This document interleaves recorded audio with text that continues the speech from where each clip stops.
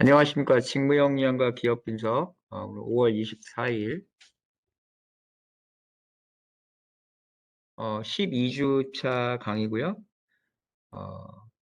오늘은 이제 그 QA라고 그러죠. 품질 보증 직무에 대해서 말씀을 드리겠습니다.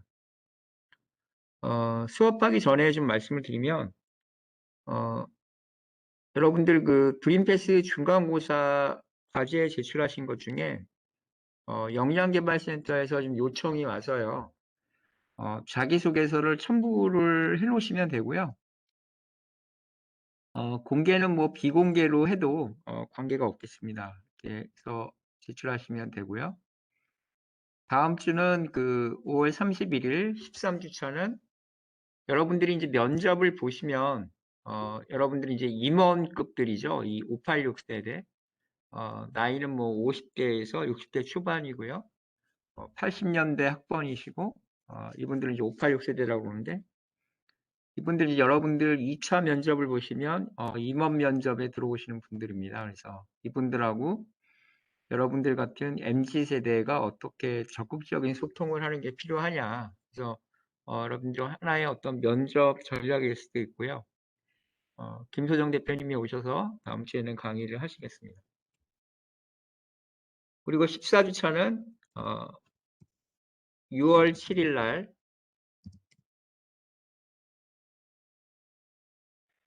여러분들이 이제 많이 그 지원하시는 직무가 이 생산관리 직무인데요.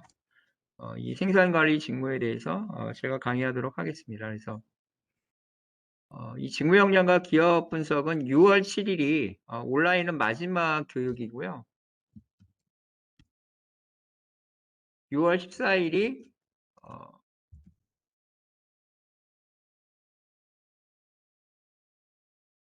15주차인데요. 이제는 여러분들 그 기말고사를 제출을 하시면 제가 기말고사 제출하신 거 가지고 출석 처리를 해드리겠습니다. 그래서 온라인 수업은 6월 7일이 14주차가 마지막 수업이고요. 6월 14일은 15주차는 수업이 없습니다. 그래서 이거 참고해 두시고요. 출석은 결석 3번까지 패스입니다. 그래서 중간고사 리포트 내시고 기말고사 리포트 내시면 자기가 본인이 결석이 3회까지다 그러시면 패스라고 보시면 되고요. 4번 결석하신 분은 이제 페일이니까 4번 결석하신 분은 저한테 사전에 미리 연락을 주셨으면 좋겠습니다. 출석은 여러분 들어가서 보시면 제가 수업 끝나고 이 웹엑스에서 다운받아 가지고 제가 올려드리고 있으니까 여러분들 그거 보시고서 확인하시면 되실 것 같아요. 또 다음 주는 김소정 대표님 오셔서 586 세대와 MZ 세대의 적극적인 소통 방법에 대해서 강의가 있고요. 6월 7일 14주차는 생산관리 직무, 그리고 이게 온라인 마지막 수업이고요. 6월 14일은 수업이 없고 여러분들 기말고사 대체 리포트 가지고 제가 출석 처리를 해드리겠습니다. 그리고 성적은 6월 14일 날 성적은 제가 그 여러분들 마감을 하시면 뭐 6월 14일 해당하는 주에 뭐 금요일이나 토요일 날 성적은 제가 입력을 할 테니까 그렇게 확인하시면 되실 것 같아요. 안내 말씀 드렸고요. 오늘 수업은 시작하도록 하겠습니다. 자, 이 품질 보증 직무에 대해서 이제 좀 말씀을 드리면은요.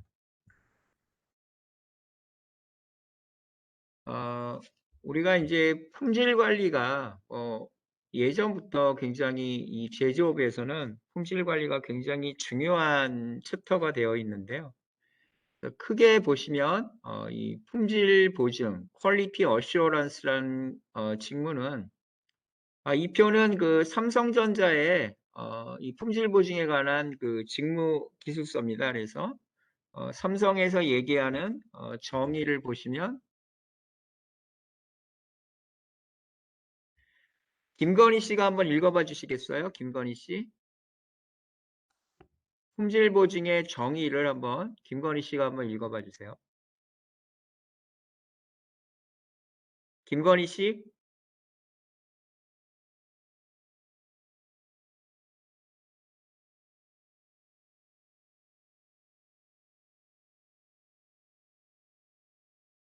김유진 씨, 끝에 3139번이시고요. 김유진 씨가 한번, 이 정의에 대해서 한번 읽어봐 주시기 바랍니다.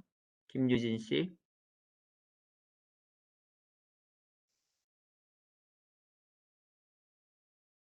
정의요?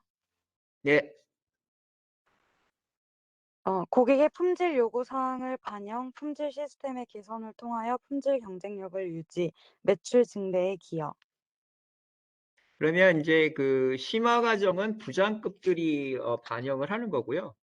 여러분들처럼 이제 신입사원은 맨 밑에 그 기본의 레벨 1에 해당하는 것을 이제 품질 보증 직무에서 기술을 하고 있습니다. 그래서 김유진 씨가 레벨 1에서 신입사원들이 해야 되는 직무 기술에 대해서 좀 읽어주세요. 표준 품질 요구서와 그 부분요. 표준 품질 요구서와 제품 검사 비교서에 의하여 제품의 검사를 진행하고 잘못된 제품을 보고하여 품질의 균일성 보장. 네, 난리지 부분도 좀 읽어주세요. 품질 요구서. 품질 요구서, 제품별 검사 요령, 제품 지식, 검사 설비 지식, 스킬, 검사 설비 OS 능력, 보고서 작성 능력, 정확성 이해력, 분석력. 그러면 뭐 품질 보증 부서가 뭔지 모르겠지만 김유진 씨가 보실 때 어떤 역량이 제일 필요로 하는 것 같으세요? 레벨 1에서요? 네, 신입사원 레벨에서요. 분석력이 가장 중요할 거라고 생각되는데요. 본인은 어떠신 것 같아요? 이런 분석력에 대해서. 음, 음, 분석력이 딱히 좋다고 말할 만한 건 없는 것 같습니다. 그 위에 보시면 정확성하고 이해력이 있는데요. 이 부분은 어느 정도 지금 본인이 스킬이 있으신 것 같아요? 분석력보다는 높은 편이라고 생각합니다. 네. 그래서 잘 읽어주셨는데 이런 품질 보증 쪽에 가시는 분들은 그래서 뭐 지금 산업시스템공학과 분들도 많이 듣고 계시는데 전통적으로 산시 같은 경우는 뭐 품질 보증에 가셔도 되고 다음 주에 하게 되는 생산관리 쪽에도 이제 산시 같은 경우는 다 가실 수가 있는데 어떻게 보면 공과대학에서 가장 이런 경영관리 쪽 업무를 많이 하시는 부서가 품질 보증이나 생산관리다 이렇게 보시면 되실 것 같아요. 그 다음에 전문 과정은 이제 과장급들, 입사한 지 한 10년 된 분들이 고객의 품질 요구사항을 접수하고 이를 바탕으로 이제 고객의 클레임이 들어왔을 경우에 클레임 처리를 진행해서 품질의 불만 인자를 확인하고 이를 또 개선을 하는 업무를 하게 되고요. 이런 걸 우리가 이제 트러블 슈팅이라고 그러죠. 트러블 확인 능력이라고 얘기를 하고요.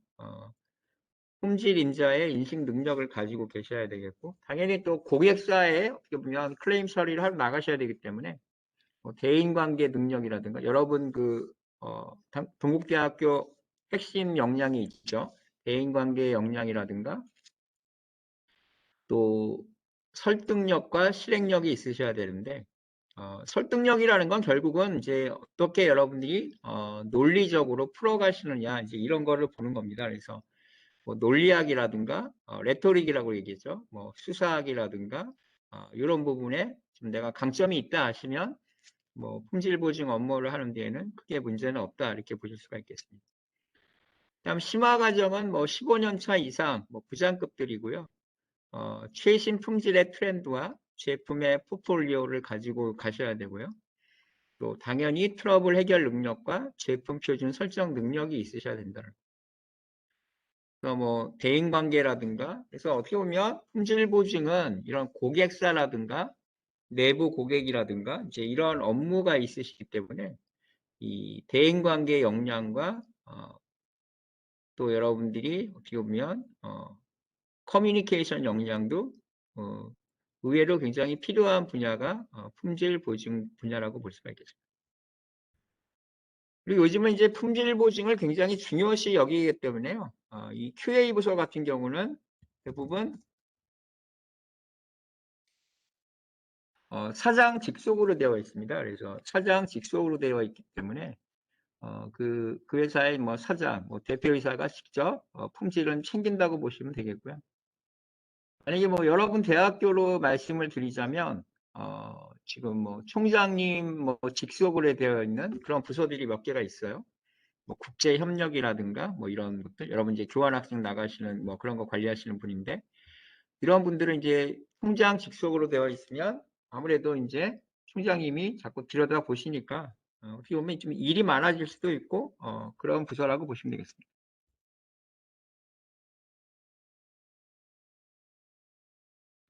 우리가 품질 관리의 변천사를 보면 지금은 이제 모든 기업들이 이 품질 경영에 올인을 하고 있습니다. 그래서 QM이라고 얘기하고 있고요. 뭐 퀄리티 매니지먼트라고 그러는데, 예전처럼 뭐 불량이 나고 그래가지고 자기가 알고 있는 뭐 신문사 기자라든가 방송사 기자한테 뭐 홍보실 직원들이 자신의 친분을 이용해서 뭐 기사를 내려달라 이제 그러던 시절도 있었는데요.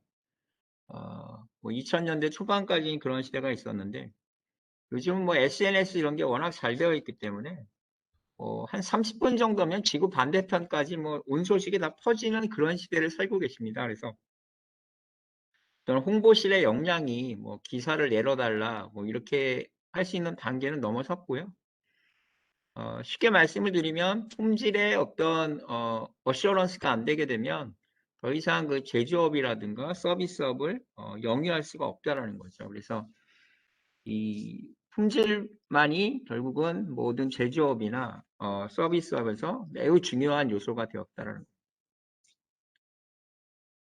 지금 여러분들 이제 학교를 못 오셔가지고 제가 지금 경영관 같은 경우는 출입 절차를 좀 말씀을 드리자면, 여러분 학교에 종국 패스를 다운로드를 받으셔가지고요.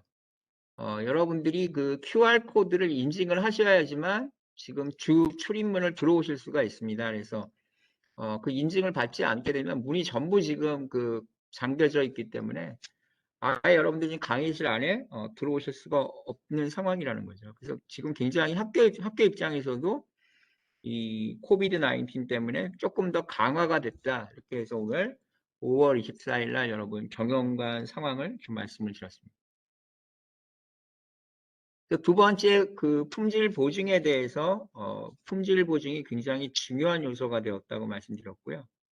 예전에는 QC라고 했습니다. 그래서 이거는 품질 보증이 아니고 말 그대로 퀄리티 컨트롤이니까 품질 관리가 되겠죠. 그래서 이 21세기에 저희가 기업 경영에서는 더 상대적으로 엄격한 개념이 됐습니다. 그래서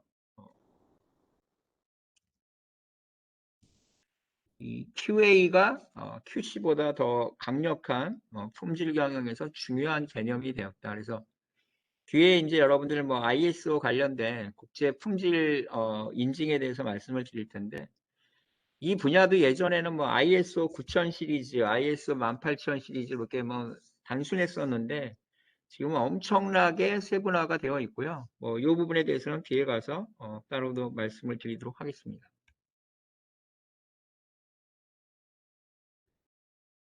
그러니까 이 품질 보증은 크게 나눠 보자면 파츠라고 그러죠.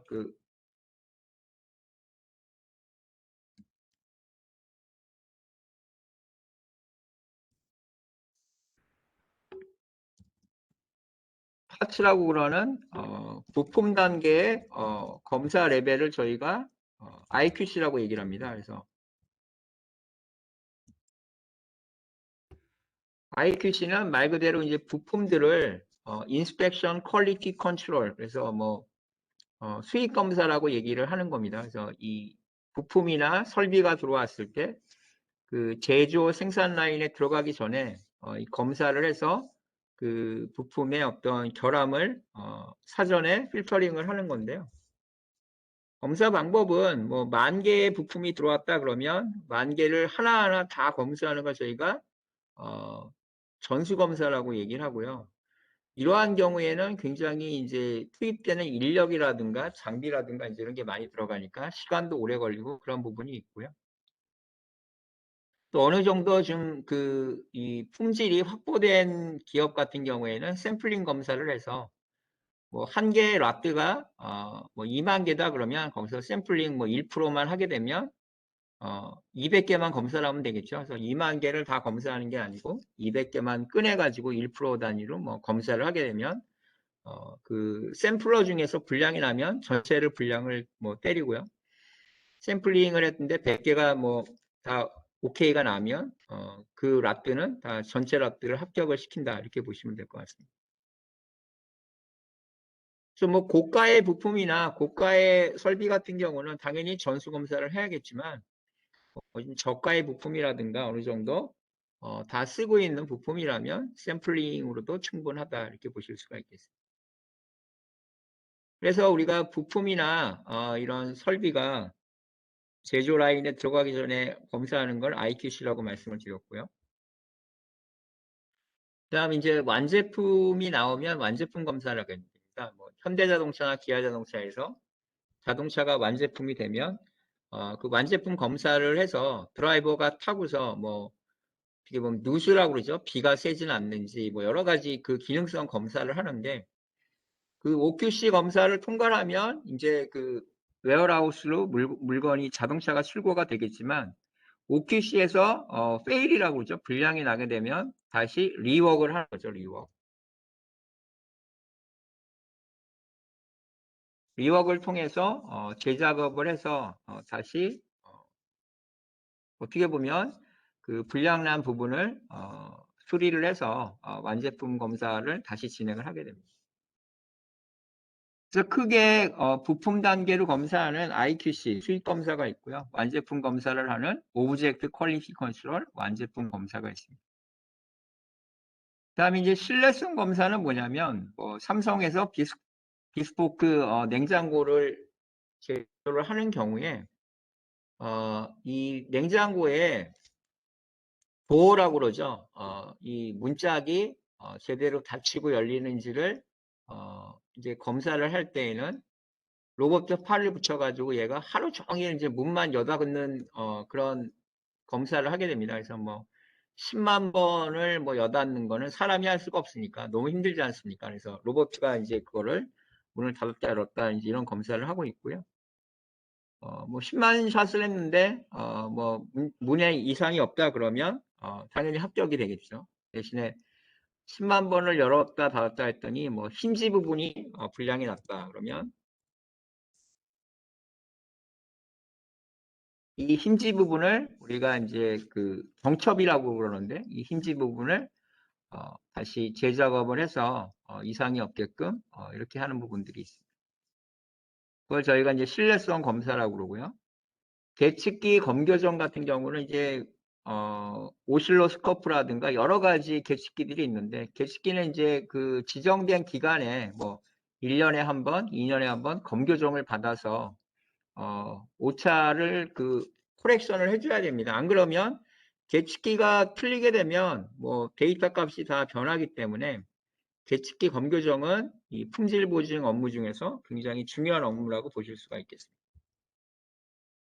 그래서 5번을 보시면 품질 보증 업무는 이 생산 공정을 완벽히 이해하셔야 된다.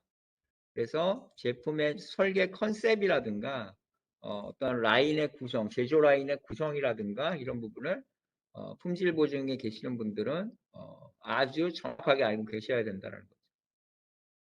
그래서 제조 공정의 프로세스 전문가 레벨에 이해를 해야 된다. 그래서 공장에서는 이제 그 엔지니어를 우리가 이제 생산기술 엔지니어라고 그러는데요.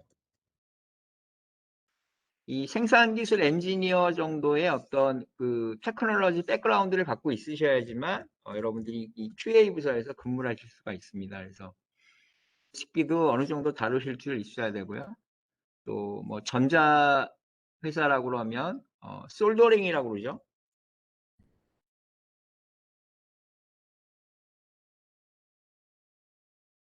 솔더링이라고 그러는데 뭐 그 납땜도 하실 줄 아셔야 되고 이 납땜을 하셨는데 냉땜이라고 그러죠. 그래서 그 뭐 이런 납땜이 잘 안 되고 이런 거에 나오시면 안 되니까 굉장히 그런 것들 기구라든가 잘 다루셔야 되고요. 조선소라고 그러면 이제 웰딩이라고 그러죠. 용접도 어느 정도 하실 줄 아는 그런 그 펑셔널한 기능을 갖고 계셔야지만 여러분들이 어느 용접 부위에서 불량이 났는지를 여러분들이 잘 품질보증부서에서 체크업을 하실 수가 있다는.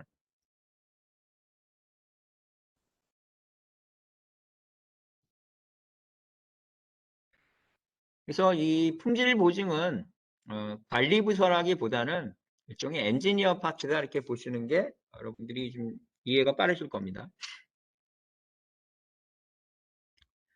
기아 자동차 같은 경우에는 뭐 세계 차종의 사양 관리를 뭐 품질보증부서에서 하는데, 여러분 잘 아시는 이제 소렌토 같은 자동차는 기아 자동차 화성 공장에서 나옵니다. 그래서 이 화성 공장에서 나오는 모델과 또 기아 자동차 광주 공장에서 나오는 모델, 또 기아 자동차 소아리 공장에서 나오는 모델이 전부 다르기 때문에 그런 것들을 여러분들이 어떻게 내가 그 스택을 관리할 것이냐, 이런 것들이 QA 부서에서는 중요한 업무라고 볼 수가 있겠습니다. 그 다음에 이제 품질 지수라는 건 뭐 예를 들어서 100개를 생산했을 때 분량이 얼마가 나오느냐, 그래서 이걸 이제 퀄리티 인덱스라고 그러는데요. 당연히 이 숫자가 낮은 게 고품질의 사양을 여러분들이 관리하시는 거니까 당연히 이 퀄리티 인덱스는 낮을수록 좋다 이렇게 보시면 되겠습니다. 그 다음에 자동차 회사 같은 경우에는 이 도장이라고 그러죠. 우리가 이제 페인팅이라고 얘기를 하는데,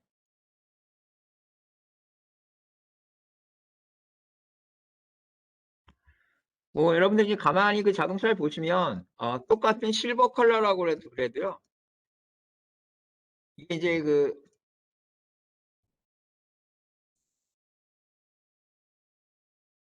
팬톤이라는 회사에서 각각의 그 색깔에 대한 넘버링을 해놨습니다. 그래서 뭐 그 팬톤 넘버라고 저희가 얘기를 하는데, 이 팬톤 컬러 넘버를 가지고 그 색깔을 전 세계 공통적으로 색깔을 이제 분류를 하고 있습니다. 그래서 자동차 색깔 중에서 이제 많이 쓰는 색깔이 실버 컬러인데, 여러분이 아무래도 이제 그 유심히 한번 보시면 뭐 현대자동차 그랜저에 들어가는 실버 컬러하고 BMW에 들어가는 실버 컬러하고 같은 것 같지만 또 그 제조사마다 이 컬러가 다 다르다라는 거죠. 그래서 똑같은 실버 컬러라고 해도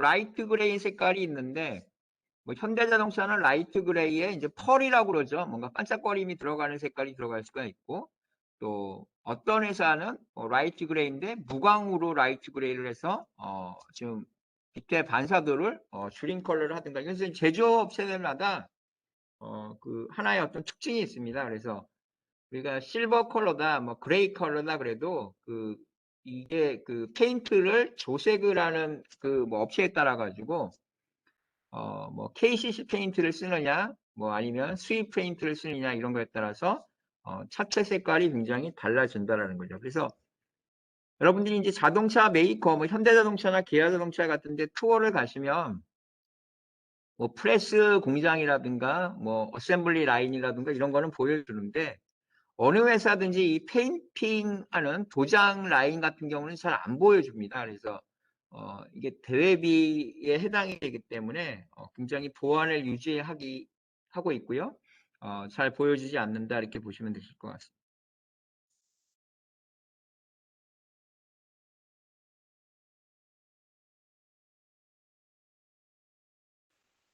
그다음 이제 그 뭔가 불량이 나게 되면 오버홀이라고 그러죠. 완전 분해를 해가지고 재조립하는 걸 저희가 어, 그 오버홀이라고 합니다. 그래서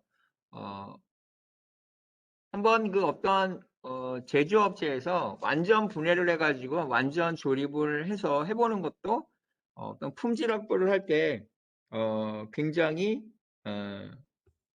좋은 방법이라고 보실 수가 있겠습니다.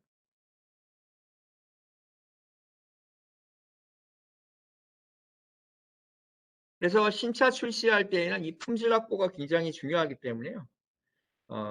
굉장히 이럴 때에는 여러분들이 뭐랄까 그 야금도 많아지고요.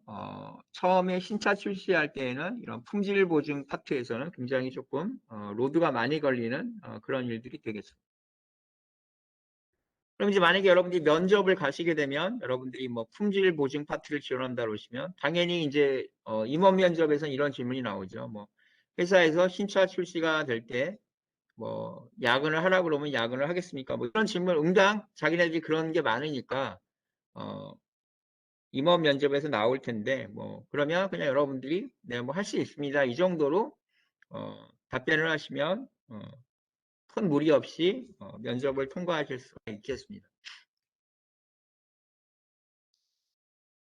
SK 하이닉스 같은 경우에는 이제 품질 보증 부서에서 반도체 신제품 인증 평가 부서가 있습니다. 그래서 어떤 반도체에 어떤 신제품이 나왔을 때에 품질 인증을 하는 파트가 이 QA 부서 안에 있고요. 당연히 이제 반도체의 어떤 국제 규격이라든가 고객사의 니즈를 반영을 해서 여러분들이 그 제품 확보를 하셔야 되고요. 제품의 품질 확보를 하셔야 되고요. 또 반도체 신뢰성 평가에 대한 가이던스를 이 QA 부서에서 제시를 해주셔야 된다는 거. 그래서 이 QA 부서에서는 생산과 출하 제품의 품질 확보 및 유지에 굉장히 신경을 쓰셔야 되고요. 또 불량이 생겼을 때 그 트러블 슈팅을 해서 여러분들이 그 개선하는 대책까지 추진하시는 게 품질 보증 부서에서 하시는 일이다 이렇게 보시면 되겠습니다. 당연히 그 CS라고 그러죠. Customer Satisfaction이라고 그러는 고객 만족 차원에서 보시자면 비포 서비스도 있으셔야 되겠고 또 애프터 서비스도 있으셔야 되겠죠. 그래서 요즘은 이 고객 만족이라는 표현도 잘 안 쓰고요.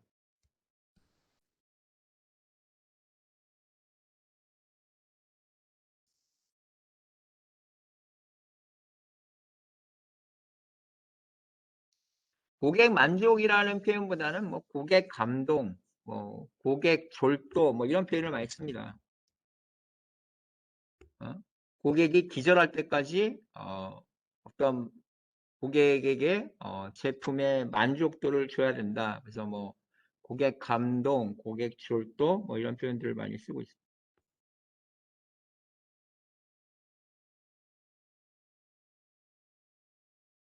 이거는 이제 여러분들 그 용인에 가시면 고기리에서 요즘 뭐 가장 핫하다고 그런 그 막국수집인데 아마 들려보셨을 겁니다. 고기리 들기름 막국수라는 데가 있어요. 그래서 여기 나오신 분이 이제 그 대표님이신데 어, 부부가 같이 그 이 고기리 들기름 막국수를 하고 있습니다. 그래서 뭐 가보신 분은 아시겠지만 막국수가 8,000원이고요. 사리가 4,000원인데 뭐 여기선 다 기본적으로 막국수 하나에 사리 하나 시키셔가지고 객단가가 두 명이 가게 되면 한 사람이 12,000원이니까 24,000원이 기본적인 객단가가 나옵니다. 그래서 하루에 보통 1,000그릇 정도를 판다고 그래요. 그래서 뭐 24,000원에다가 1,000그릇을 곱하시면 아니죠. 12,000원에다가 1,000그릇을 곱하시면 하루 매상이 1,200만 원. 그래서 1년에 한 30억 정도 매출을 하는 회사고요. 그냥 일반적인 뭐 그 막국수집이라기보다는 굉장히 이제 어느 정도 그 규모가 있는 뭐 중소기업이라고 볼 수가 있겠습니다. 오뚜기에서는 이제 이 회사에서 그 고기리 들기름 막국수를 이 유 대표님 레시피를 가지고 이제 출시를 해서요. 오뚜기라는 대기업에서 이런 개인이 하는 고기리 들기름 막국수를 브랜드를 출시를 했습니다. 그래서 어떻게 보면 어, 맛도 맛이지만 이제 이 고기리 들기름 막국수의 성공 원인은 맛도 맛이고 뭐 위생이라든가 이 품질 관리 쪽에서 해당하는 것, 식당에서 나올 수 있는 품질 관리에 여러 가지 체크 포인트가 있어요. 뭐 화장실의 청결도라든가 손님이 아직 나가지 않은 상태에서는 다른 손님이 그 테이블에 못 앉게 하는 거죠. 그래서 완벽하게 세팅이 된 상태에서 뒷손님이 이제 앉게끔 그래서 자기들 나름대로의 그 품질 확보를 하기 때문에 결론적으로 보면 이제 오뚜기에서 이런 것들을 출시를 해서 어떻게 보면 이제 대량화에 성공을 했는데 결국은 이 고기리 들기름 막국수의 성공 원인은 이 품질 관리를 굉장히 잘하고 있다라는 겁니다. 그래서 뭐 재료가 일단 당일 판매할 재료가 소진이 되면 뭐 저녁 6시나 7시에도 그냥 문을 닫아버립니다. 그래서 그것은 이제 문을 닫는 이유는 많이 파는 것도 중요하지만 이 품질 확보가 안 되게 되면 그 손님들한테 또 이 집 맛이 변했네 이런 소리가 나올 수가 있기 때문에 어, 굉장히 품질 관리를 신경을 쓰고요. 지금 코로나 때문에 뭐 가보신 분은 아시겠지만 행주 같은 경우도 그 테이블에 쓰는 와이퍼죠. 와이퍼 같은 경우도 뭐 이렇게 빨아서 재활용해서 뭐 삶아서 일광 소독을 하는 게 아니고요. 그냥 일회용 행주를 써가지고 그 위생적으로 좀 보이게끔 하는 거에 굉장히 뭐 당연히 뭐 그 재료비라든가 이런 건 많이 올라가겠지만 어쨌든 간에 고객의 그 위생과 안전을 위해서 일회용 행주를 사용하고 있다. 이런 것들이 그러면 그 용인 고기리 들기름 막국수의 성공 원인이다. 이렇게 보시겠습니다.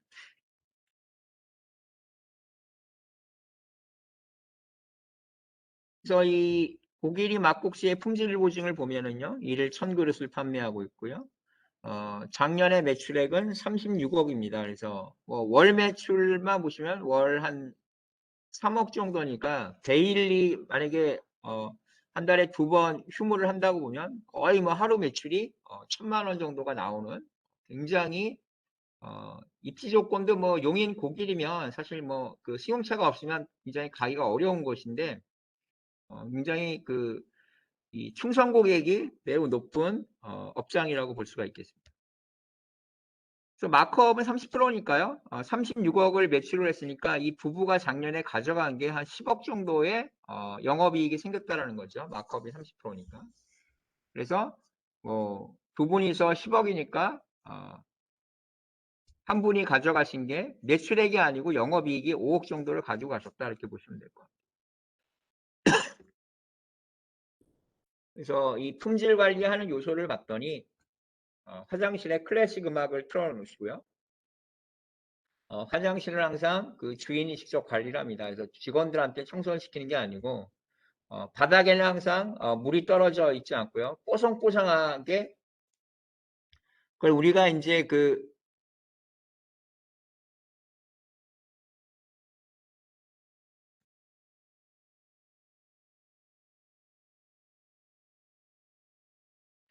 건식 화장실이라고 얘기하는데요. 그러니까 이 화장실의 바닥 타일에 물이 한 방울도 없는 겁니다. 그래서 이건 관리하기가 굉장히 어렵고요.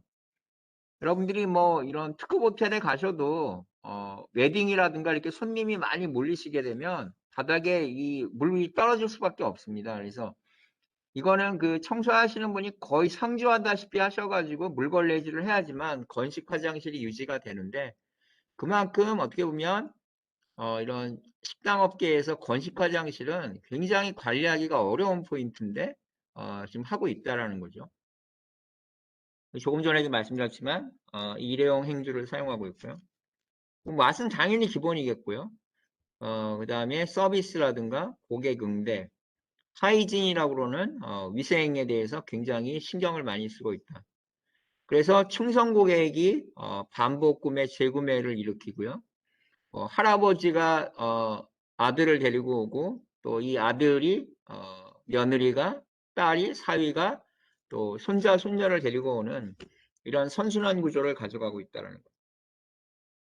또 고객들이 이제 그 맛에 어떤 기대치가 좋으니까 리퍼럴이라고 그러죠.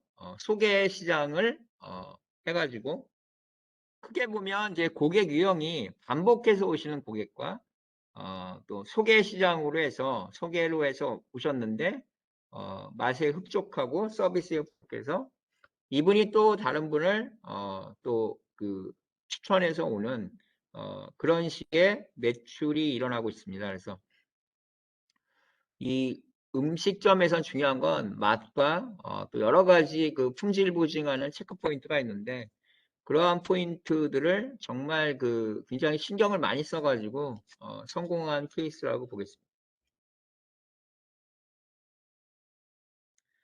다음 품질 보증에서 저희가 이제 품질 기획 파트는요, 어떻게 보면 이 품질 정책과 이 품질 정책을 수립을 해서 우리 회사의 어떤 제품의 퀄리티 수준을 유지하거나 또 개선하는 게 굉장히 중요하겠죠. 품질 요구사항을 파악해서 생산의 전 과정 또 생산 제품이 나오는 올 프로세스에 대해서 품질 정책과 이 품질에 대한 목표 계획을 수립하는 걸 품질 기획 파트에서 하고 있습니다. 그래서 품질 검사 기준에 대한 방법과 절차를 수립하는 게 굉장히 중요하고요. 여러분들도 만약에 어떤 공부를 하는 것을 일종의 품질 기획을 한다고 그러시면 나는 이번 학기에 여러분들이 목표하는 학점이 있으실 거예요. 그래서 그 학점을 내가 받기 위해서는 우리가 이제 노르마라고 그러죠.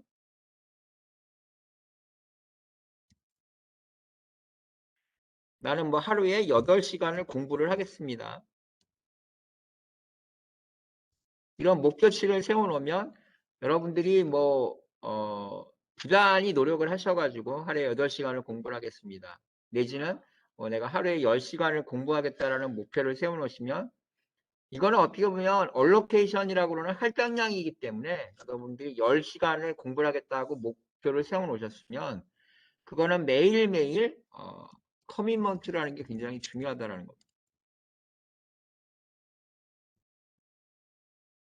그래서 기업에서는 이 프라미스라는 단어를 쓰지 않습니다. 프라미스라는 단어를 쓰지 않고요. 커미먼트라고 그러는데 이 커미먼트와 프라미스의 차이는 뭐냐면 프라미스는 이거예요. 오늘 친구를 5시에 만나기로 했는데 만날 수도 있고 못 만날 수도 있어요. 그걸 우리가 이제 약속을 어겼다라고 얘기를 하는데 기업에서 얘기하는 약속이라는 건 커미먼트예요. 반드시 여러분들이 이번 달에 내가 매출을 10억을 하겠다 그러면 5월 31일 날 여러분들이 18시에 마감을 한다 그러면 여러분 영업사원 입장에서는 5월 31일 날 18시까지 10억 원의 빌링을 하셔야 된다는 거예요. 이게 기업에서 얘기하는 어떻게 보면 약속이란 커미먼트인데 반드시 여러분들이 그걸 하기 위해서는 여러분들이 그 목표를 이루어야 된다는 겁니다. 그래서 기업에서는 사실 프라미스가 의미가 없어요. 내가 10억 하겠습니다. 그러고 7억을 했다 그러면 그건 여러분들이 어떻게 보면 역량 부족이라고 볼 수밖에 없는 거고요. 기업에서는 항상 그래서 프라미스란 단어를 쓰지 않고 커미먼트를 쓴다는 겁니다. 반대로 여러분들이 월 초에 내가 10억 매출을 하기로 했는데 10억을 다 했다 그러면 구태여 여러분들이 한 달에 20일이 남았는데 여러분이 놀러 다니시건 또 일을 설렁설렁 하시건 간에 목표치를 채워 놓으면은 그 다음에는 결과에 대해서는 그렇게 크게 여러분들이 금태에 출퇴근에 크게 지각이나 조퇴가 많지 않다 그러면 그렇게 윗사람들도 신경 쓰지 않는다는 거예요. 이게 어떻게 보면 학교와 기업의 가장 큰 차이라고 볼 수가 있겠습니다. 왜냐하면 결과 지향적이고 목표 지향적이기 때문에 여러분들이 그 결과물을 만들어내면 월초에 다 하셨다 그러시면 그렇게 터치를 안 한다는 거죠. 그 다음에 이제 품질 보증에서 이 ISO 시리즈가 있습니다. 그래서 품질 요구사항을 만족시키고 있는지 측정하는 일종의 어떤 룰러라고 할 수가 있어요. 잣대라고 할 수가 있는데 이거를 우리가 International Organization for Standardization, 그래서 국제 표준 기구라고 그러고요.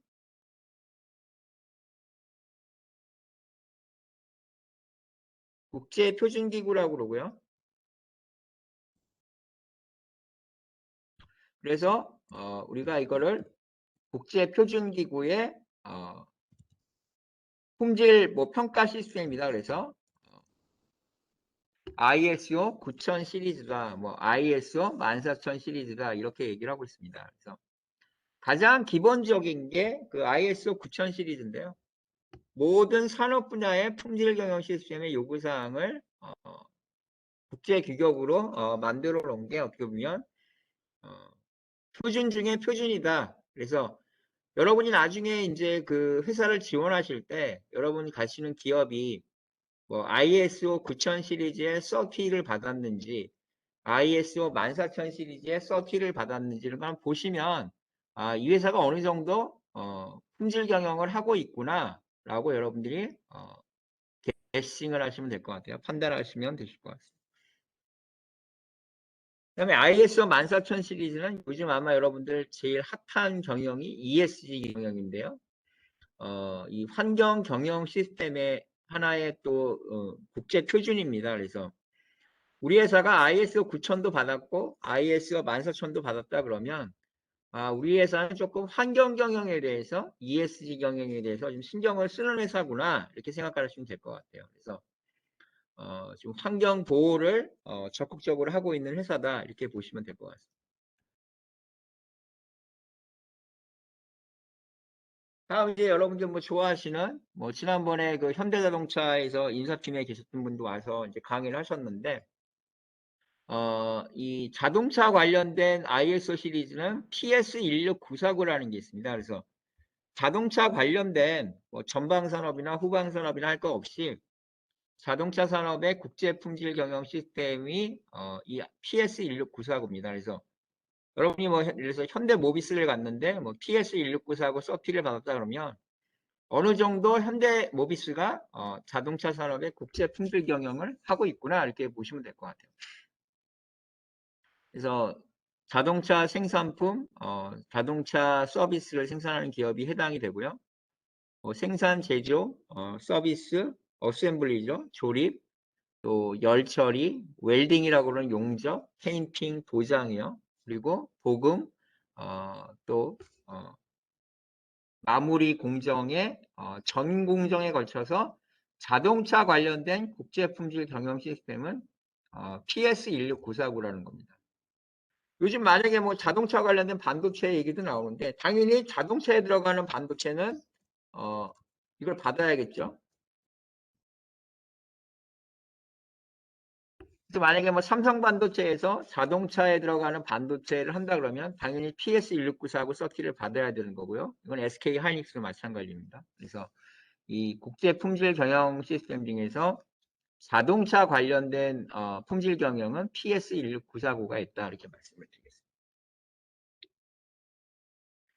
그 다음에 저희가 안전 보건 경영이 있습니다. 그래서 OHSMS 18001이 있는데요.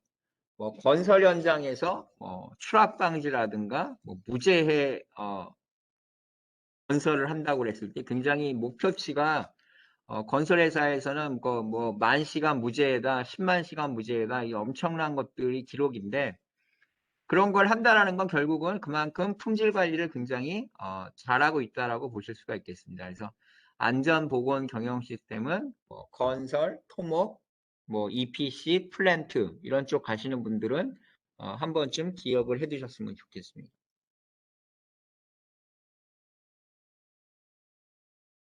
그다음 뭐 정보통신 관련해서는요, 이 PL9000이라는 시리즈가 있습니다. 그래서 ICT 산업의 디자인이죠. 설계, 개발, 생산, SI, 뭐 SM 이런 시스템 유지 관리 품질 경영 시스템이 PL9000이고요.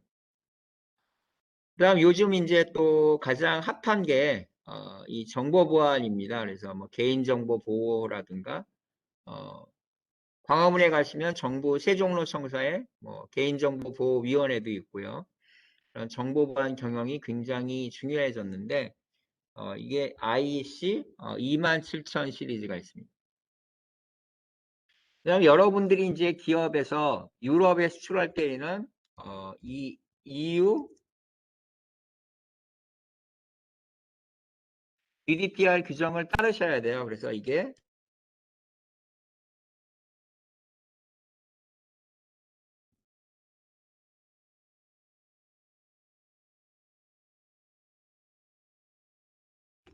EU General Data Protection Regulation이라고 그래가지고 개인정보 보호 규정이 있습니다. 그래서 이 규정을 여러분들이 준수를 하셔야지만 유럽에 여러분들 회사 제품이나 서비스를 수출을 하실 수가 있어요. 그래서 이 EU GDPR 규정을 여러분들이 만약에 사내에서 어떤 인증을 못 받게 되시면 유럽에는 개인정보 관련돼서는 여러분들 제품이나 서비스를 수출을 하실 수가 없습니다. 그래서 평상시에도 여러분들이 그 개인정보 노출이 되지 않게끔 해서 패스워드는 12자리 이상을 쓰신다거나 아니면 뭐 한 달에 한 번씩 패스워드를 변경을 하신다거나 뭐 가까운 예로 여러분들 뭐 이클래스나 유드림스의 패스워드를 좀 자주 바꾸셔가지고 여러분들의 개인정보 보호를 하시는 게 필요하시더라는 거예요.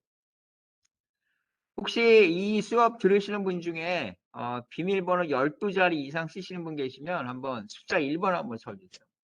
나는 패스워드를 12자리 이상을 쓴다 하시는 분. 박준하 씨 몇 자리 쓰십니까? 1번이라고 쓰신 분들 한번 12자리면 12 한번 써주시고 네, 박준하 씨 12자리 네, 아주 잘하고 계시고요. 박예빈 씨 12자리 네, 김진영 씨 13자리 김용성 씨 13자리 이은성 씨 13자리 아주 훌륭한 습관을 가지고 계세요. 또 다른 분들도 이렇게 12자리 13자리 또 뭐 더 그 숫자를 더 쓰실 수 있으면 최대한 여러분들이 그 숫자를 쓰시는 것도 굉장히 좋은 개인의 어떤 개인정보 보호 습관이시고요. 요즘 쿠팡 같은 데 보시면 이런 그 개인용 그 문서 세단기를 팔아요. 그래서 굉장히 싸게 파는데 그런 거 집에 이렇게 비치를 해 놓으시고 A4 용지 같은 경우도 파쇄기 같은 거가 이제 비치를 해 놓으셨다가 그냥 손으로 찢어서 버리지 마시고 파쇄기에다 넣어서 또 완벽하게 여러분들이 문서를 보내시는 게 좋고요. 택배 같은 거 오면 그 바코드 레이블이 있는데 그걸 손으로 찢어서 버리지 마시고 파쇄기에 넣어서 이렇게 좀 여러분들이 분쇄를 해가지고 개인정보 노출이 되지 않게끔 하시는 게 좋으실 것 같습니다. 뭐 12자리, 13자리 쓰시는 노준호 씨나 이은성 씨 아주 훌륭한 습관을 가지고 계십니다. 그래서 이 정보 보안은 굉장히 중요한 이슈다 이렇게 말씀을 드리겠습니다. 그다음 이제 이 코비드 19 때문에 저희가 이 식품 안전도 굉장히 좀 중요한 요소가 되었습니다. 그래서 이 식품회사 가시는 분들은 ISO 22000 시리즈가 식품 안전 경영이고요. 잘 아시는 해썹이라고 그러죠. 그래서 뭐 이런 해썹 인증을 받았느냐 안 받았느냐 또 이런 것들이 굉장히 좀 까다롭게 식품의약품안전처에서 관리를 하고 있습니다. 지난주가 저희가 뭐 식품안전의 날이고 막 그랬었는데 뭐 다양한 행사가 식품의약품안전처에서 뭐 열리기도 했습니다. 그래서 뭐 풀무원 같은 경우에 그 충북 음성의 두부공장 같은 경우에는 반도체 회사보다 더하게 여러분들이 그 작업복 위에 에어 샤워를 하고 들어가셔야지만 그 두부 만드는 제조 라인에 들어가실 수가 있습니다. 그래서 이물질이라든가 뭐 이런 굉장히 여러 가지 그 위생에 엄청나게 신경을 쓰고 있다라는 거예요.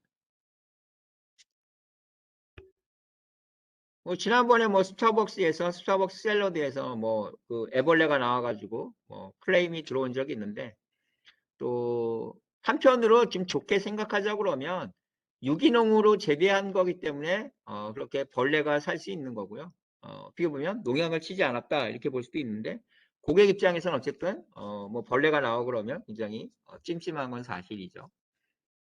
그러니까 이 하이진이라고 그러는 위생에 대해서 굉장히 식품에서는 굉장히 중요한 요소고요. 이 서플라이 체인 매니지먼트에서 쿨링이라고 그러는데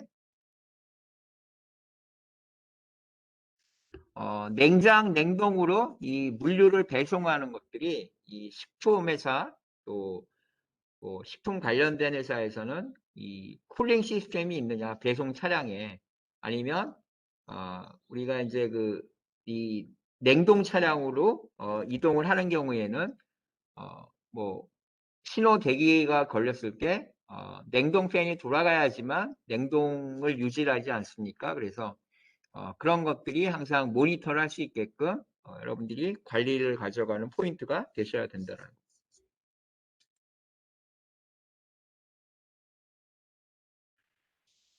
자, 그래서 뭐 얼마 전에 이런 게 나왔죠. 뭐 중국산 김치 때문에 지금 뭐 식당에서 혹시 그런 분 계신지 모르겠네요.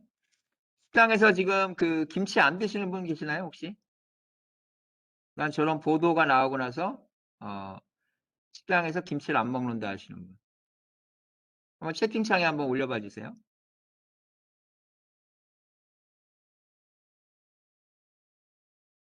아니 집에서만 김치를 먹고 식당에서는 김치를 먹지 않는다 하시는 분.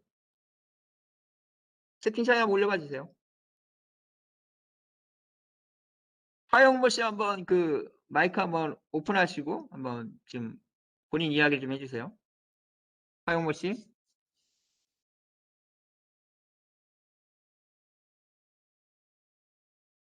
네.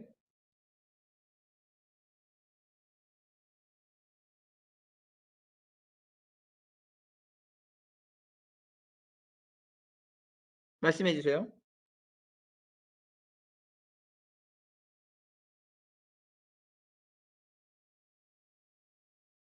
네, 교수님 들리시나요? 네네 말씀하세요. 네, 저도 저 영상을 유튜브에서 봤었는데요. 네. 저 영상을 보고 나서 식당에서 김치를 먹기 전에 벽에 국내산인지 써 있는 거나 아니면은 사장님께 혹시 중국산인지 일단 여쭤보고 먹게 된 것 같습니다. 저 좀 예전보다 섭취량은 어떻게 좀 느셨어요? 아니면 줄으셨어요? 약간 줄은 것 같습니다. 아, 양은 다 드시는 거네요? 네? 김치 양은 다 예전처럼 드시는 거네요?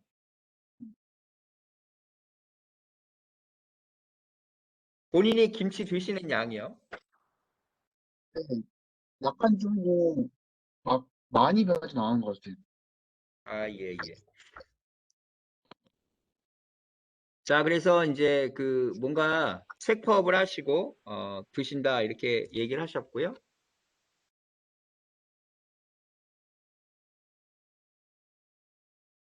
그래서 이제 이런 것들이 우리가 그 이제 해썹이라는 건 보시면 Hazard Analysis and Critical Control 뭐 Product 이렇게 얘기를 하고 있고요.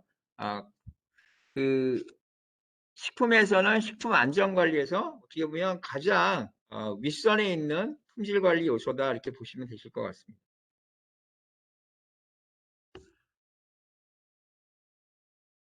그래서 이제 어떻게 보면 반사적으로 이런 논란들이 자꾸 생기니까 뭐 비비고라든가 이런 CJ의 비비고라든가 이런 대기업이 김치 사업에서 지금 저희가 중소기업 보호산업이라 대기업들이 다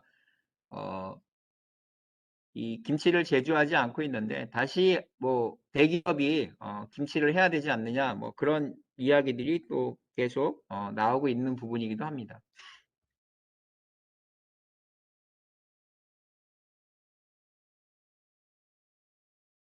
이건 이제 호박 식당인데요. 여기는 이제 그 저런 보도가 나오고 나서 지금 김치를 전부 국산 김치만 사용을 하고 있습니다. 그래서 물론 그 김치를 국산을 쓰니까 어떤 식자재 원가는 굉장히 올라가고 있지만 손님들한테는 저 집에 가면 국산 김치가 나오니까 뭐 믿고 먹어도 되겠구나 이런 신뢰감을 주고 있습니다. 또 문정동에 이제 금붕어라는 그런 업소에서는 수비드 삼겹살에다 국산 볶음김치를 내가지고 저렇게 해서 물건을 내놓고 있는데 역시 고객한테 뭔가 좀 믿고 먹을 수 있는 부분에 대해서 이야기를 하고 있다라는 거죠.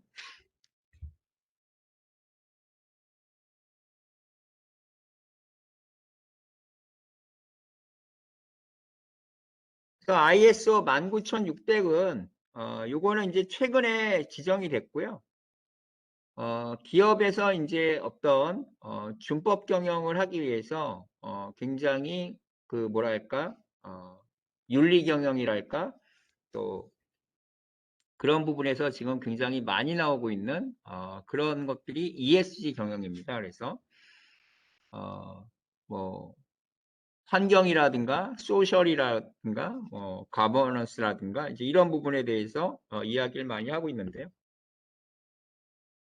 준법 경영 시스템을 구현하거나 뭐 ISO 19600 중간에 프레임워크를 보시면 뇌물수수 방지라든가 부패 방지, 또 모노폴리라고 그러죠. 독점 금지, 또 프로드라고 그러는 사기, 그다음에 컴플라이언스에 해당하는 위법행위 등의 분야에 초점을 맞춰서 굉장히 깨끗하게 경영을 하는 것에 대해서 국제 표준을 만든 게 ISO 19600이라는 거죠.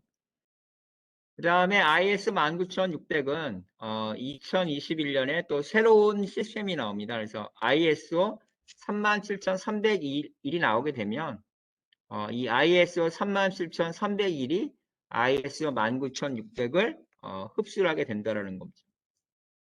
그래서 오른쪽 하단을 보시면 ISO 19600이라는 건 Compliance Management System이다. 그래서 뭐 윤리 경영 뭐 이렇게 보시면 되실 것 같아요. 그래서 기업들이 지금 굉장히 이런 부정부패라든가 윤리 경영에 대해서 신경을 굉장히 많이 쓰고 있고요. 2021년에 ISO 시리즈라고 그러면 이 ESG 경영이 어떻게 보면 가장 큰 토픽이 되겠습니다.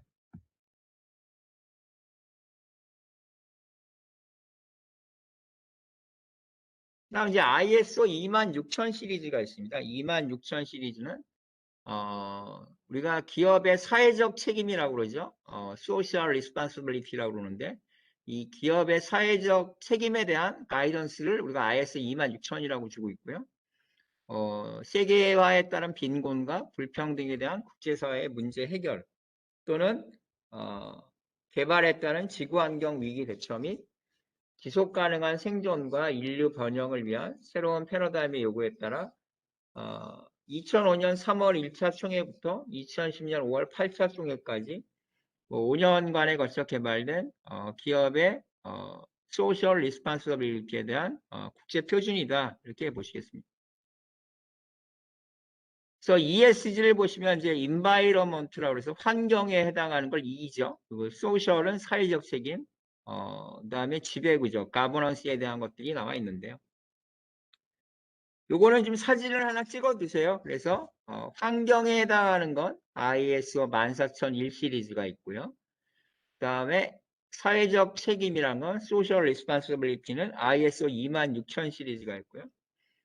지배구조는 19600이 Compliance Management 시스템이고요. 37001번 시리즈가 이 부패 방지 경영 시스템이기 때문에 지금은 어떻게 보면 이 하나의 표준이 아니라 이 ISO 26000이라는 엄브렐러 안에 14000 시리즈, 26000 시리즈, 19600 시리즈, 37000 시리즈가 하나의 우산 안에 이렇게 들어가 있다 이렇게 보시면 될 것 같습니다.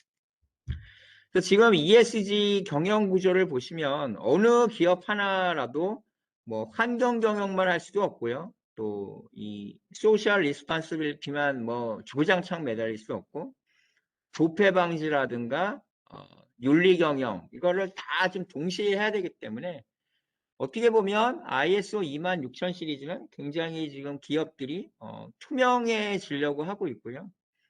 이런 부분들이 의사소통을 굉장히 잘 하려고 노력들을 많이 하고 있다는 겁니다. 그래서 아마 여러분들이 이제 직장 생활을 하시게 되면 더욱더 이 ISO 26000 시리즈가 하나의 대세로 자리를 잡기 때문에 신입사원이라고 뭐 여러분들 뭐 시키는 것만 하고 이제 그런 문화는 점점 약해질 것 같습니다. 제가 생각하기에. 그래서 ISO 37000 시리즈를 보시면 Anti-Bribery Management 시스템이다. 그래서 뭐 부패에 대한 부정적인 인식을 공유하고 있어서 영국에서는 11년 전에 이 뇌물 방지법이 발행을 했어요. 그래서 브라이버리 액트가 돼가지고 부패 방지를 위한 노력이 계속되고 있고 세계적으로 37개 국가가 정회원으로 참여하고 있고요. 매년 국가별 부패 관련 지수를 발표하는 국제 투명성 기구 그래서 트랜스퍼런시 인터내셔널과 경제개발협력기구 OECD라고 그러죠. 그래서 ISO 37002를 제정을 해서 뭐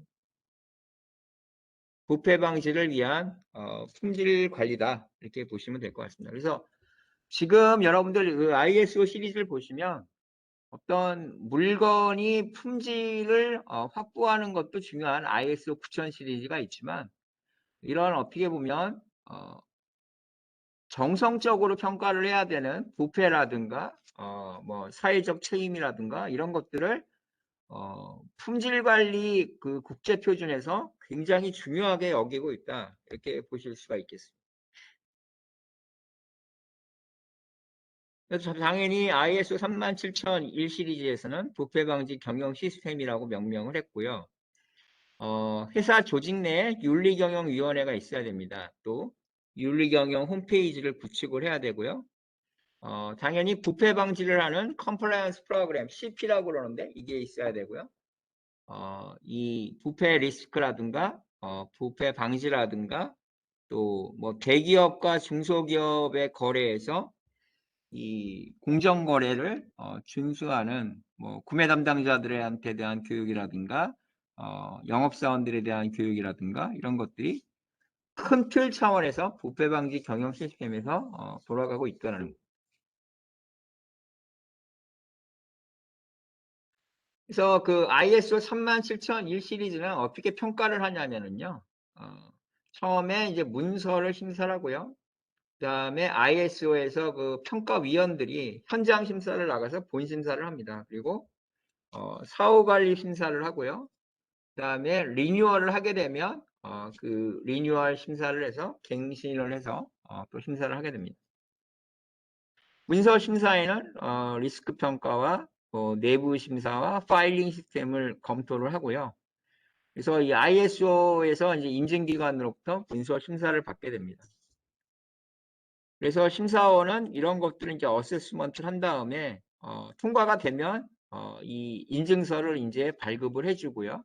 또 만약에 보완할 사항이 있으면 보완을 해서 다시 한번 재심사를 하게 됩니다. 그래서 여러분이 만약에 지원하는 기업이 뭐 ISO 37001 시리즈를 뭐 서티를 받았다 그러면 이 회사는 부패 방지 경영 시스템을 굉장히 잘하고 있구나. 그래서 어떻게 보면 굉장히 깨끗한 회사구나 이렇게 보실 수가 있겠습니다.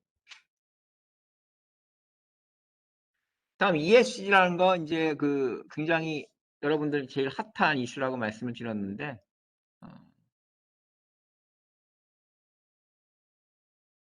박장호 씨, 박장호 씨,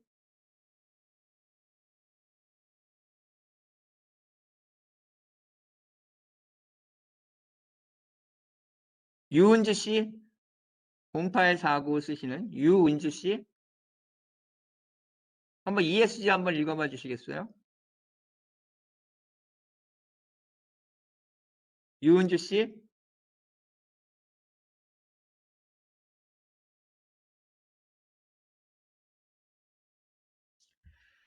심수연 씨, 0262 쓰시는 심수연 씨, 심수연 씨,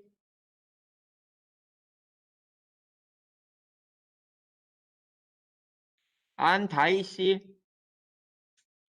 교수님? 네, 네, 박장호입니다.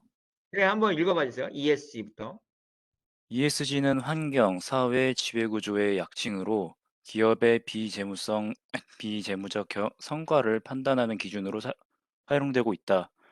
환경은 기후변화 영향, 사업장 환경오염물질 저감, 친환경 제품 개발과 같은 요소가 포함되며 사회의 경우 인적 자원 관리,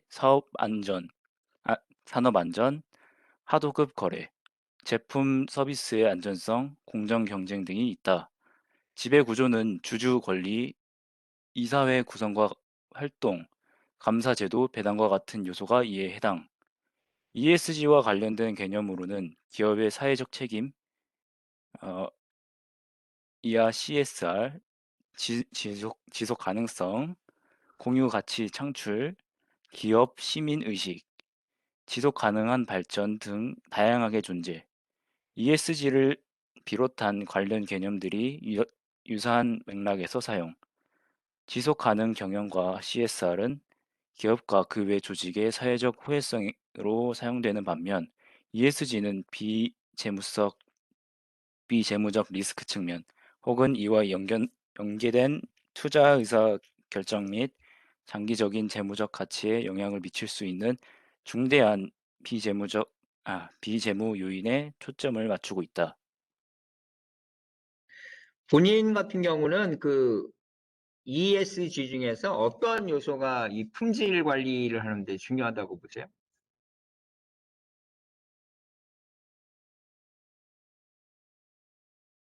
지속 가능성인 것 같습니다. 그 이유는요? 품질 관리가 계속 똑같은 거를 계속 만들어야 되기 때문에 좀 계속해서 지속을 하는 게 중요하지 않나라는 생각이 드는 것 같습니다. 네, sustainability, going concern이라고 그러죠. going concern이라고 그러는데 본인은 이 going concern이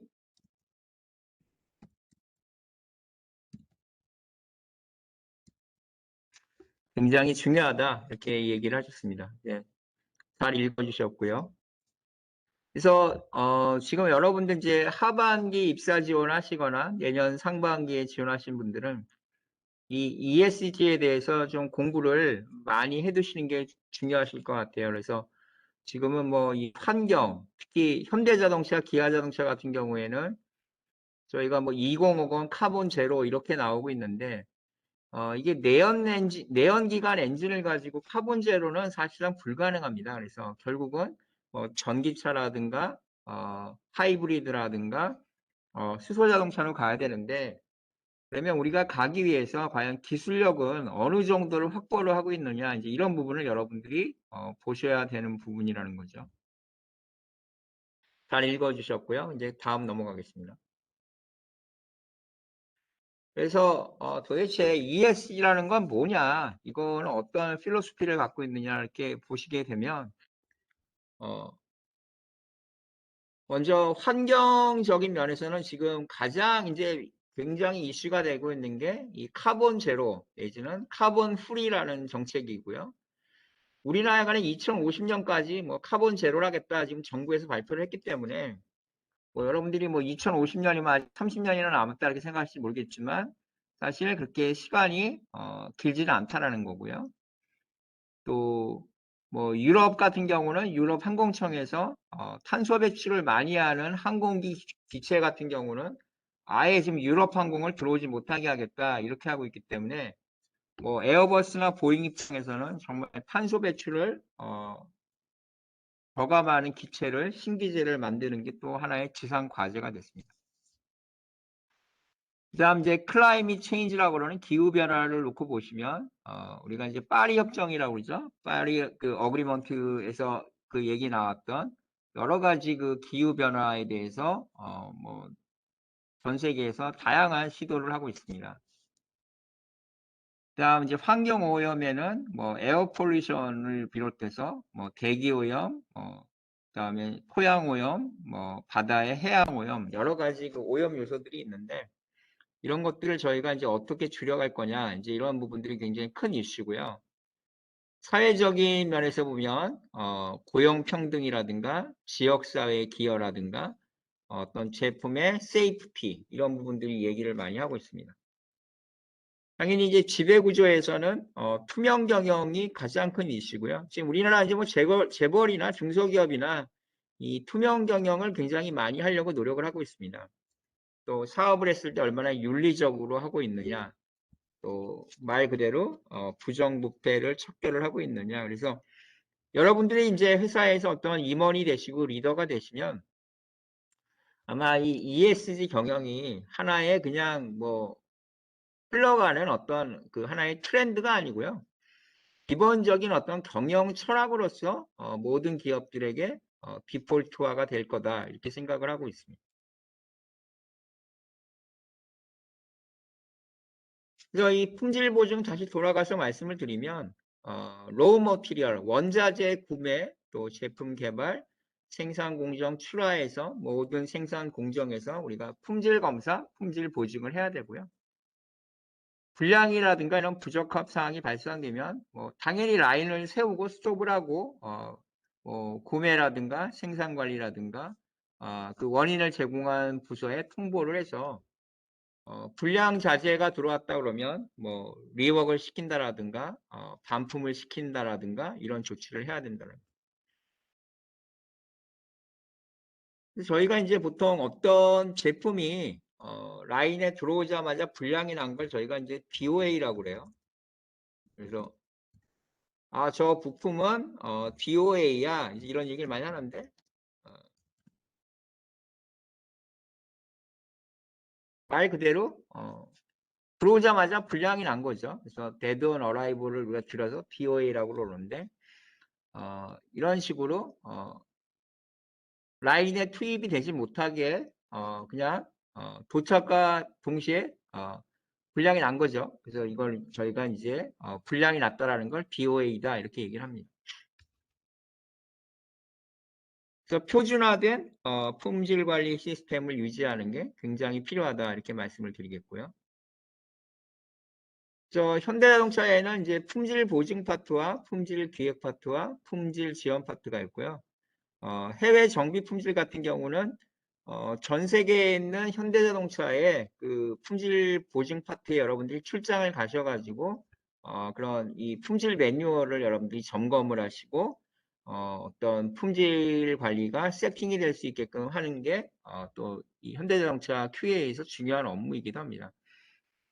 그래야지만 글로벌하게 이제 뭐 여러 지역에 나가 있는 어떤 제품의 이 퀄리티가 보장이 될 수가 있죠. 그래서 어느 지역에서 나오든지 간에 현대자동차의 품질은 굉장히 중요하다 이렇게 얘기를 할 수가 있다는 거예요.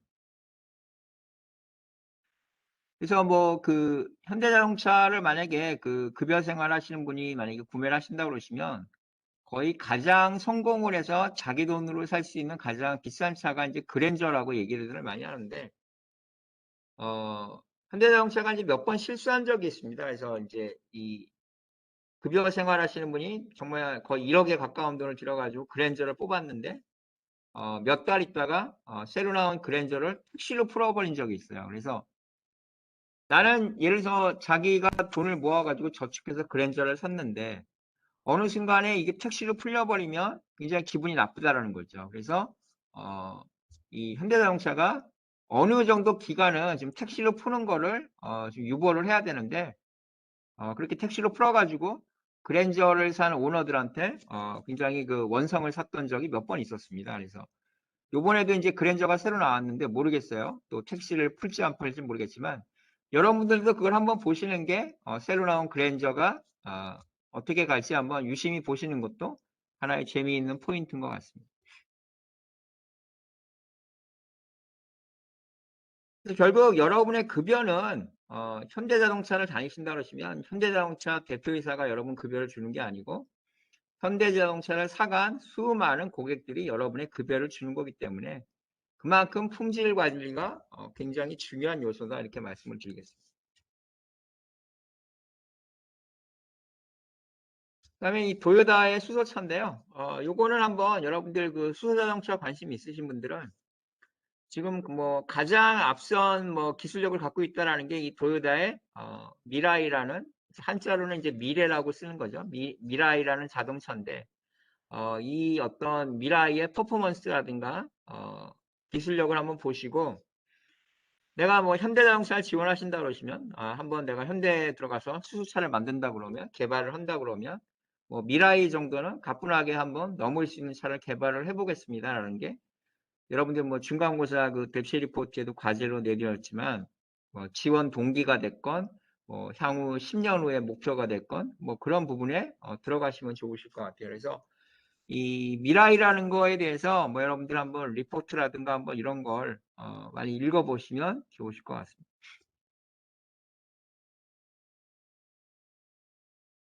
뭐 예전에 이제 품질 관리에서 저희가 식시그마라고 그랬습니다. 식시그마라는 건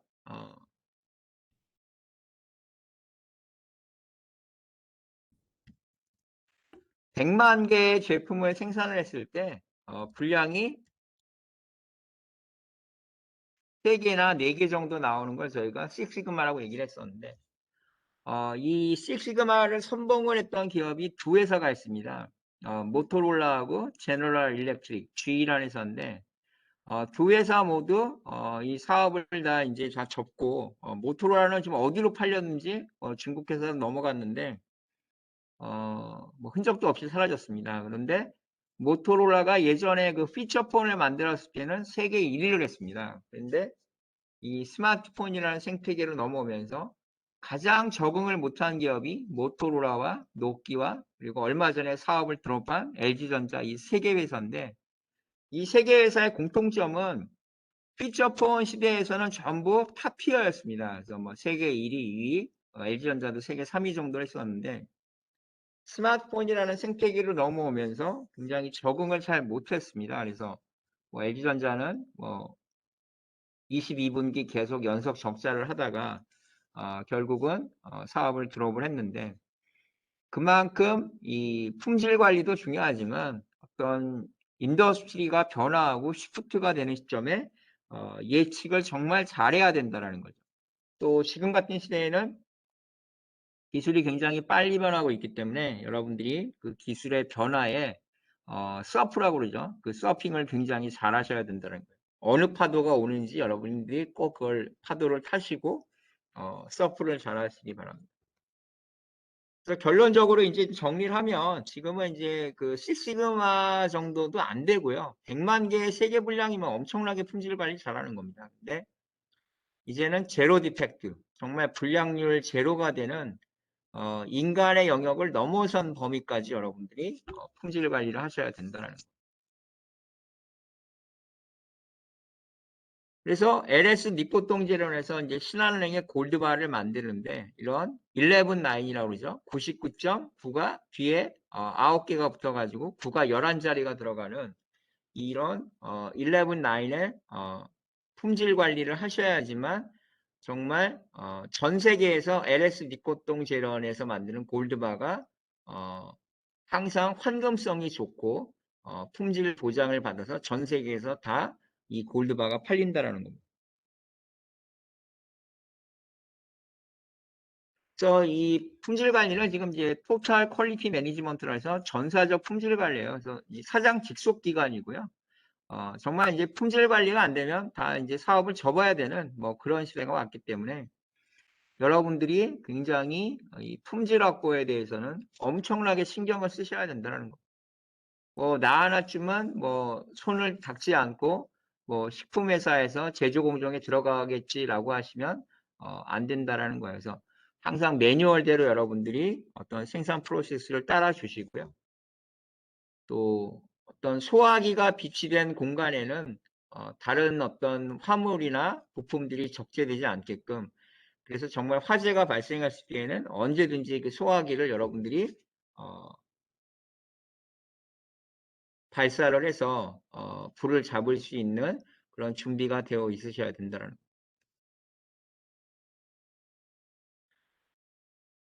자, 이제 마지막으로 여러분 이제 선배의 어떤 그 합격 자기소개서인데요. 요거 하나 보고 수업을 정리하도록 하겠습니다. 산업시스템공학과 여학생이고요. 금호타이어 이제 QA에서 근무하고 있습니다. 4번 질문이 예상치 못했던 문제로 인해 계획대로 일이 진행되지 않았을 때 본인이 책임감을 가지고 끝까지 업무를 수행해내어 성공적으로 마무리했던 경험을 쓰십시오라고 질문이 나왔는데, 여러분 선배가 이제 이 직무역량과 기업 분석 들었던 학생이에요. 자, 30대 1의 경쟁률을 뚫고 선정된 대외 활동으로 우리 조가 매월 미션에서 우수한 성적을 거둘 수 있도록 이끌어보고 싶어서 그 대외 활동에 팀장으로 지원하였습니다. 하지만 활동 시 불성실한 태도로 지각과 결석이 빈번하여 팀 분위기와 팀 평가에 마이너스 영향을 미치는 조언이 있었습니다. 당연히 팀장이니까 자기가 뭐 지적을 하고 이거 좀 고치십시오라고 얘기를 해야 되겠지만 이제 아마 이 여학생이 그거를 잘 못했던 것 같아요. 그래서 이 친구가 어떻게 해칭을 했냐면, 자기가 그 조언을 블레임을 하는 게 아니고 그 블레임하는 행동을 조언들이 팀 평가를 하는 걸로 이렇게 시프트를 했습니다. 그래서 본인이 블레임을 하는 게 아니라 팀원들이 서로 이렇게 평가를 하게끔 만들어서 자연스럽게 그 지각하는 팀원이 행동을 고치게끔 만들었다는 거죠. 그래서 물론 여러분이 팀장이 되시면 책임감을 가지고 열심히 하시는 것도 좋지만 나는 성격적으로 지금 그런 걸 잘 못한다 하시면 이렇게 팀평가를 도입을 하셔가지고 여러분들이 평가를 해야 될 거를 팀원들의 어떤 공통된 화제로 돌리시면 문제 해결을 했을 때 굉장히 원만하게 해결을 한다는 겁니다. 그래서 이 자소서 때문인지 모르겠지만 이 임원 면접에 가서도 굉장히 좋은 평가를 받고요. 지금 금호 타이어에서 열심히 이제 관리자로 열심히 근무하고 있습니다. 그래서 산업시스템공학과 나왔던 우리 여학생 여러분 선배님의 사례를 말씀을 드렸습니다. 그래서 제가 준비한 건 여기까지고요. 다시 한번 늦게 오신 분들을 위해서 좀 말씀을 드리자면 다음 주는 5월 31일은 586 세대 여러분들이 이제 면접을 오시게 되면 여러분들의 면접, 최종 면접을 하시게 되는 임원들이죠. 이 80년대 학번에 지금 50대 후반에서 60대에 있는 이 586 세대와 여러분들처럼 MZ 세대, 밀레니얼과 G 세대를 합쳐서 MZ 세대라고 하는데 여러분들이 어떻게 하면 잘 공존할 수 있는가에 대해서 김서종 대표가 오셔서 강의를 해주실 거고요. 그 다음에 6월 7일은 마지막으로 제가 온라인 강의를 6월 7일에 마지막으로 하겠습니다. 그래서 6월 14일은 15주 차인데 기말고사를 그날까지 제출하시면 되고요. 6월 14일은 온라인 수업이 없습니다. 그래서 저희의 실질적인 종강은 6월 7일에 종강을 하겠습니다. 그래서 6월 7일에 제가 수업 시간에 여러분들 뭐 출석이라든가 이런 거 확인을 해드릴 테니까요. 3회 결석까지는 패스입니다. 그래서 뭐 3번 빠지신 분 안 계신 것 같은데 중간고사 내시고 기말고사 6월 14일까지 내시면 되고요. 그러면 뭐 패스되는 건 크게 문제가 없으실 것 같고요. 6월 14일 날 종강하고 나서 그 주에 뭐 금요일이나 토요일 날 제가 성적 입력을 하겠습니다. 그래서 이렇게 확인하시면 직무 역량과 기업 분석 이번 학기는 그렇게 종강을 하도록 하겠습니다. 그래서 오늘 수업은 지금 경청해 주셔서 감사하고요. 오늘 수업은 여기서 마치도록 하겠습니다. 이제 나가셔도 좋습니다. 감사합니다.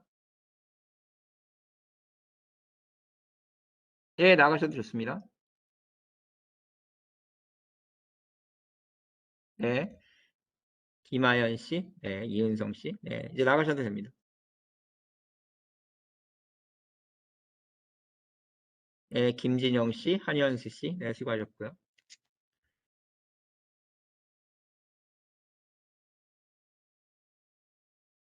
하지만 20분 남아 계시는데 이제 나가셔도 됩니다. 네.